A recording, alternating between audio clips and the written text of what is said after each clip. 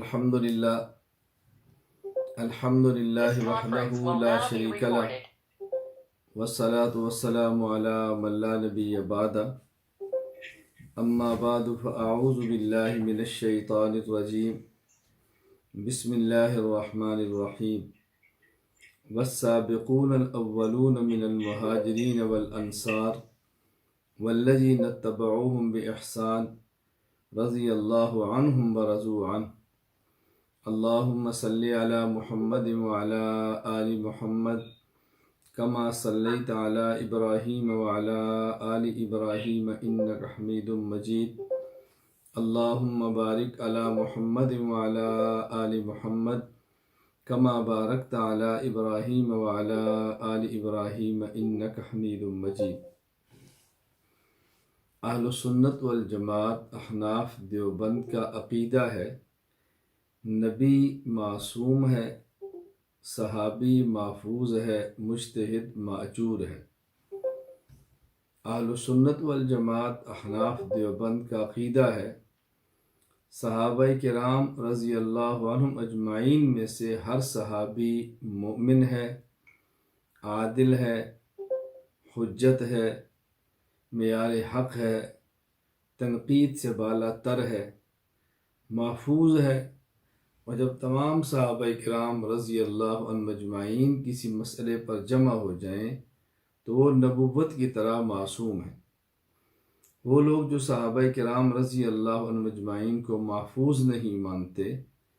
یا ان کو حجت نہیں مانتے، معیار حق نہیں مانتے، ان پر تنقید کرتے ہیں،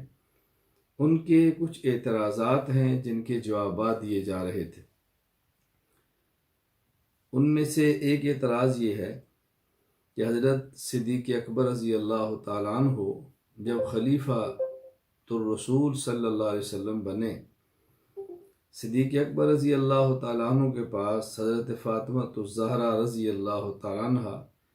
رسول اکرم صلی اللہ علیہ وسلم کی سب سے چھوٹی صاحبزادی،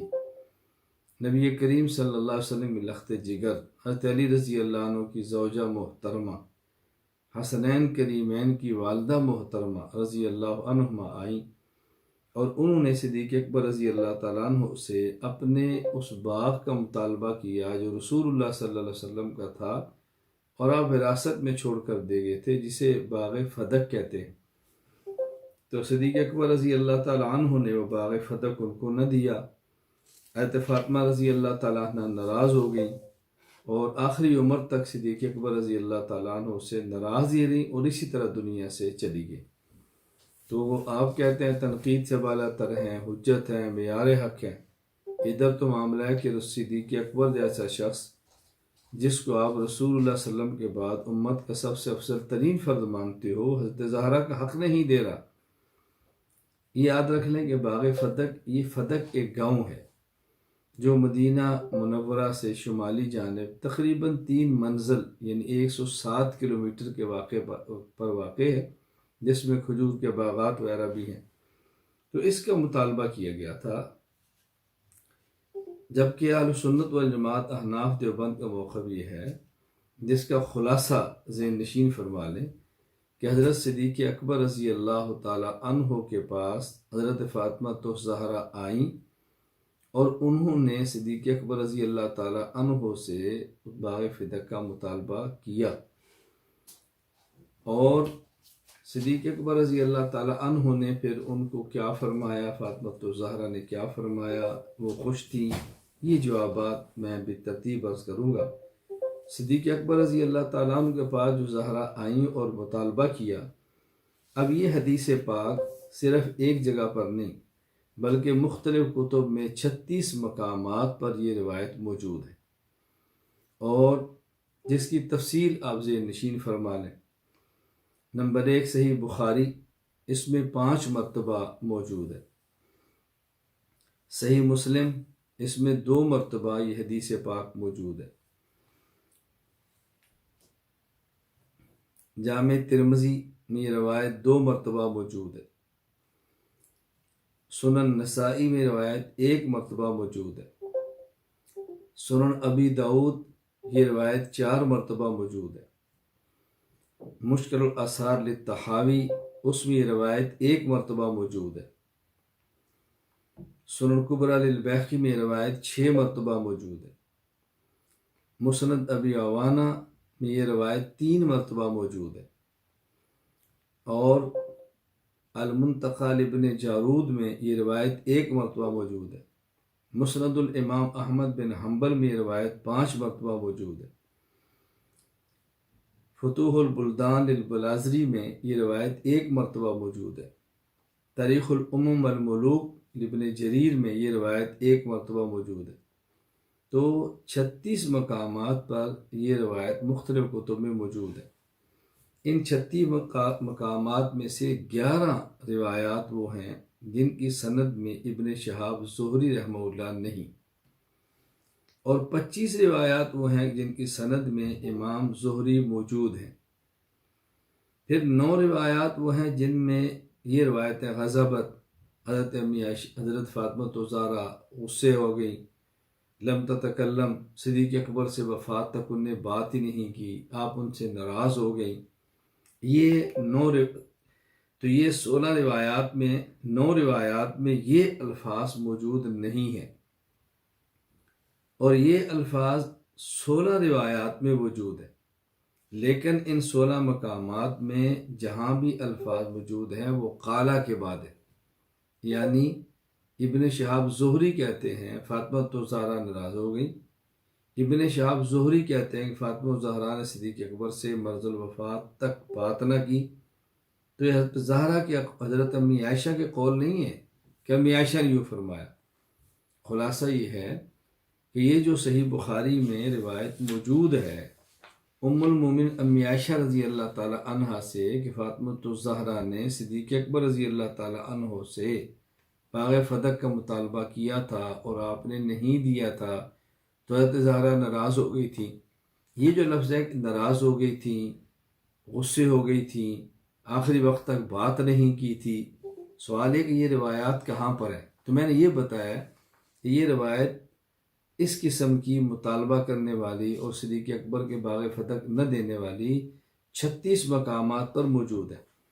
ان میں سے 11 مقامات وہ ہیں کہ جس میں ابن شہاب زہری راوی نہیں ہے،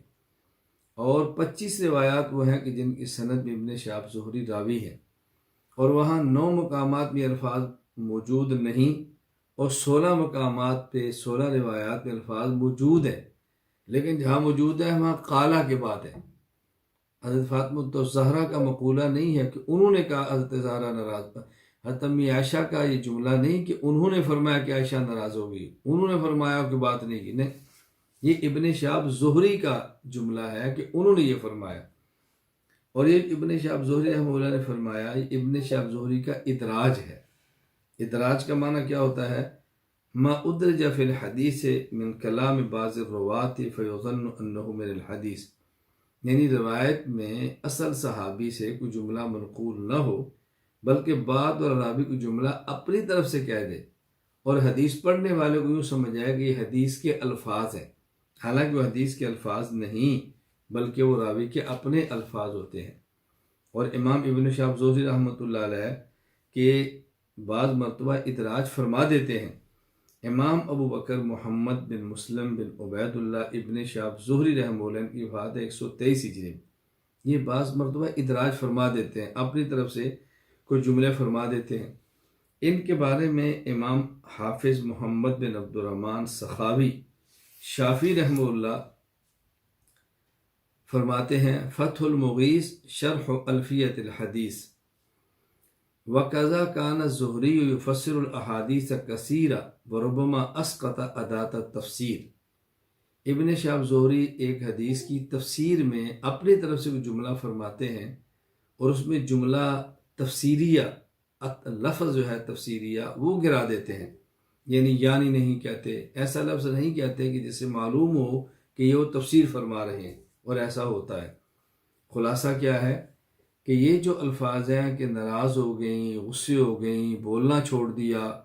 یہ حضرت امی عائشہ رضی اللہ تعالی عنہ کے مبارک الفاظ حدیث میں نہیں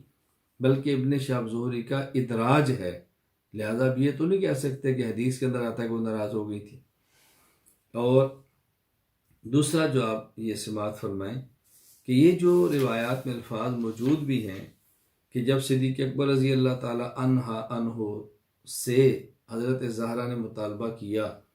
تو صدیق اکبر رضی اللہ تعالی عنہ نے فرمایا کہ لا نورث ما ترکنا صدقہ، کہ رسول اکرم صلی اللہ علیہ وسلم کا ارشاد موجود ہے کہ ہم انبیاء کا کوئی دنیاوی مال میں وارث نہیں ہوتا، ہم جو مال چھوڑ کر جاتے ہیں پوری امت میں صدقہ ہوتا ہے۔ آگے جو اس میں الفاظ ہے کہ وہ ناراض ہوگی اور آپ نے بات کرنا چھوڑ دی اور آپ نے پھر کبھی ان سے بات نہیں کی، یہ ذہن نشین فرما لیں کہ امام محی الدین ابو زکریہ یحییٰ بن شرف النووی رحمہ اللہ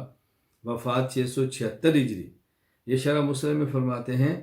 قول فی ھذا الحدیث فلم تکلمہ، یعنی حضرت زہرا نے ان سے بات نہ کی، فرمایا یعنی فی ھذا الامر، یعنی جب حضرت فاطمہ نے وراثت کا مطالبہ کیا اور ابو بکر صدیق رضی اللہ عنہ نے یہ بات سمجھائی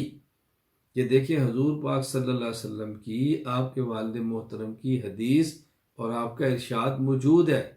کہ نبی کے مال میں اس کا خاندان وراثت میں شریک نہیں ہوتا، پیغمبر کا مال پوری امت کا صدقہ ہوتا ہے۔ تو حضرت زہرا نے بات سمجھ لی اور اس کے بعد کبھی بھی اس مسئلے میں صدیق اکبر سے دوبارہ بات نہیں کی۔ اول انقباضها لم تطلب منه حاجہ ولا اضطرت الى لقائه فتكلمه، یا اس کا معنی یہ ہے کہ یہ جواب سن کر فطری اور طبی طور پہ حضرت زہرا کو کچھ طبیعت منقبض ہو گئی، آپ کی طبیعت منقبض ہوئی اور اس کے بعد آپ نے حضرت صدیق اکبر سے کوئی حاجت نہیں مانگی، کوئی تقاضا نہیں رکھا اور ضرورت نہیں آئی کہ اس کے بعد آپ سے ملاقات کریں اور کوئی چیز آپ سے لیں۔ وَلَمْ يُنْقَلْ قَطُّ أَنَّهُمَا الْتَقَيَا فَلَمْ تُسَلِّمْ عَلَيْهِ وَلَا كَلَّمَتْهُ،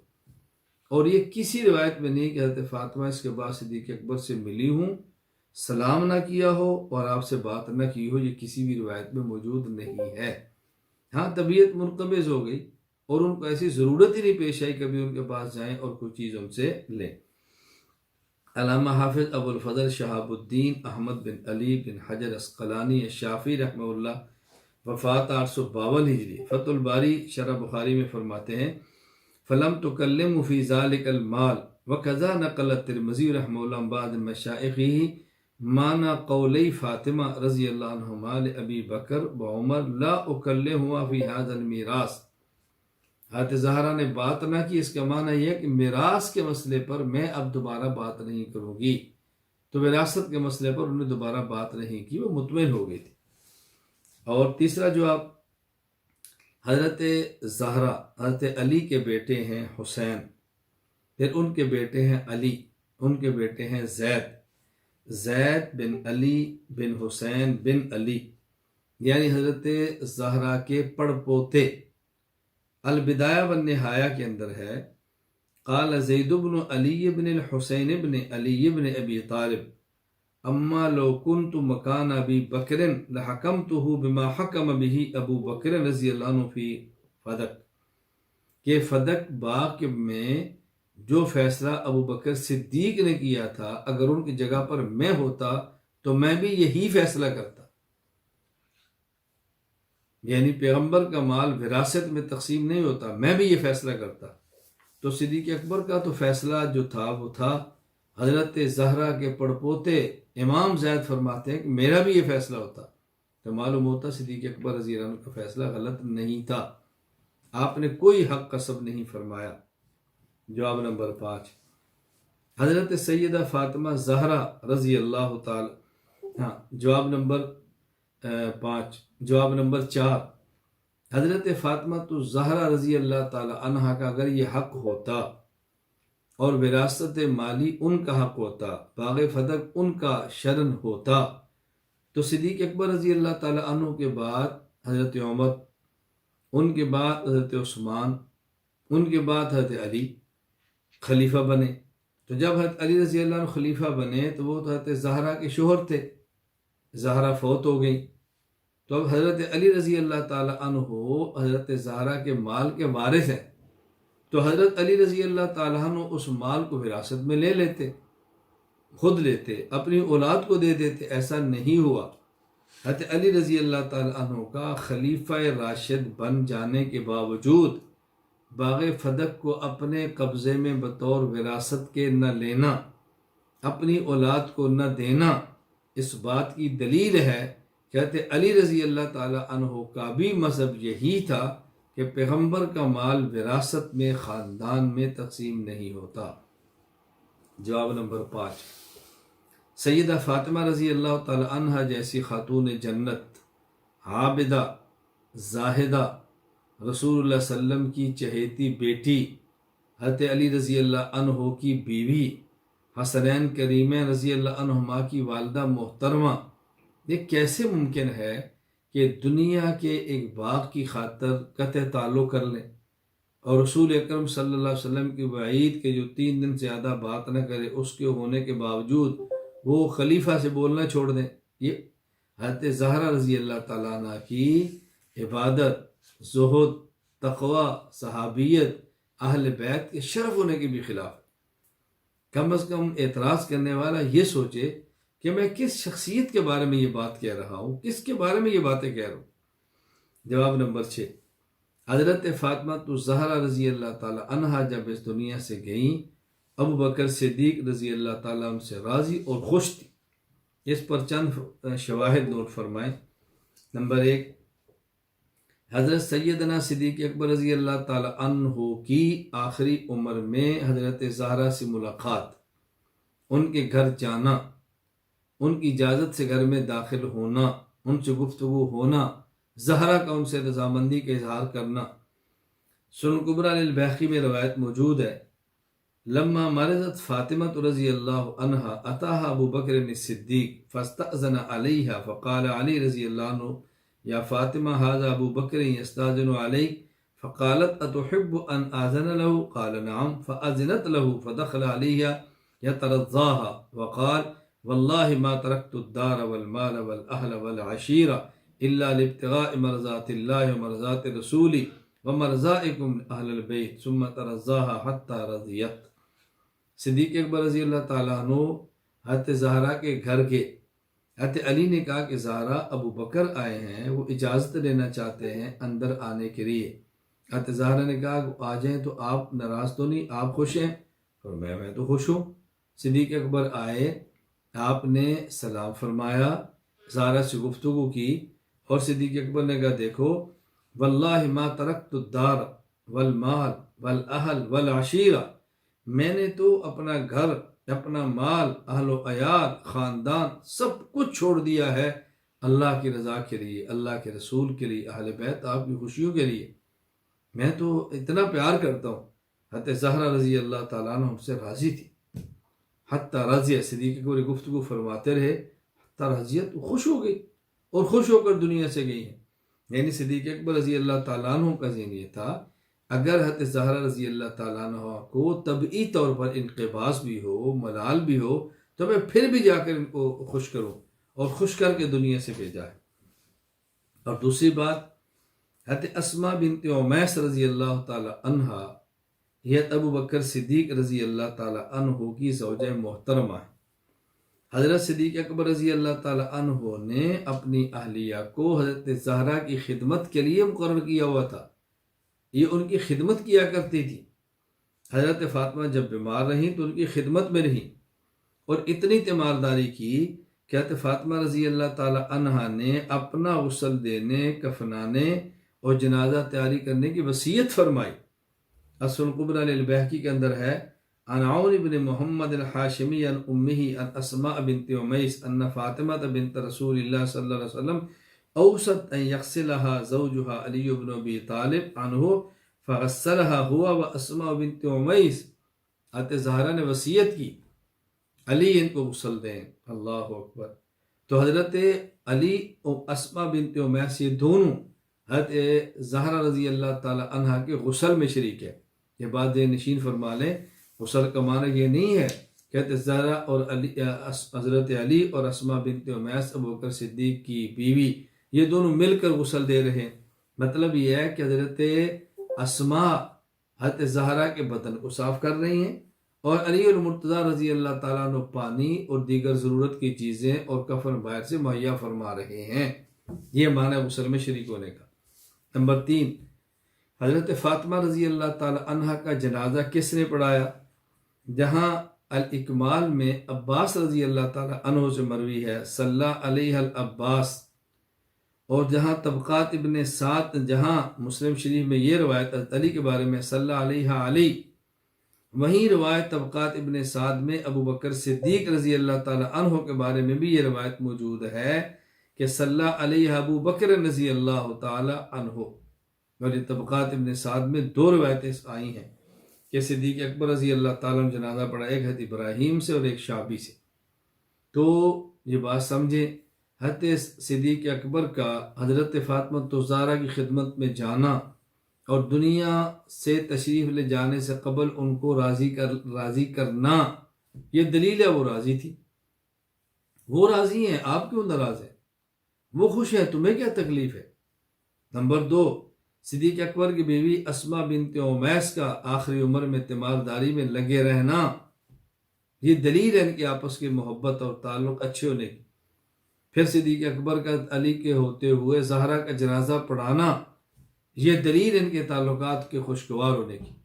خلاصہ یہ ہے کہ حضرت ابو بکر صدیق رضی اللہ تعالی عنہ سے حضرت فاطمہ رضی اللہ تعالی عنہا جب دنیا سے گئی ہیں تو راضی تھی، خوش تھی، اور پیغمبر پاک صلی اللہ علیہ وسلم کا مال بطور وراثت کے امت میں تقسیم نہیں ہوتا۔ یہ ذہن نشین فرما لیں، اپنے عقائد پختہ رکھیں، انبیاء علیہ السلام کے بارے میں، صحابہ کرام کے بارے میں۔ صحابہ کرام رضی اللہ تعالیٰ عنہم تاریخی شخصیات نہیں، یہ دینی شخصیات ہیں، مذہبی شخصیات ہیں۔ قرآن کریم پہ ان کو دیکھو، قرآن کیا کہتا ہے۔ اگر کوئی تاریخ اس کے موافق ہے تو قبول کی جائے، اور اگر تاریخ اس کے مخالف ہے تاریخ کو رد کیجیے، اور قرآن کریم کو لے کر صحابہ کرام پر اعتماد کو برقرار رکھا جائے۔ یہ نبی پاک صلی اللہ علیہ وسلم کے نبوت کے گواہ ہیں، یہ رسول اللہ صلی اللہ علیہ وسلم کی دین کو دنیا میں پھیلانے والے پیغمبر کے صحابہ، پیغمبر کے ساتھی، پیغمبر کے جانثار، پیغمبر کے عشاق ہے۔ اس معاملے پر ہمیں جرأت اور غیرت کے ساتھ کھڑے ہونا چاہیے، صحابہ کرام رضی اللہ عنہم مجمعین کا بھرپور دفاع کرنا چاہیے۔ اللہ تعالی ہمیں دفاع کرنے کی توفیق عطا فرمائے، اس کو سیکھنے، آگے سکھانے، سمجھنے، سمجھانے، پڑھنے اور پڑھانے کی توفیق عطا فرمائے۔ وآخر دعوانا ان الحمد للہ رب العالمین۔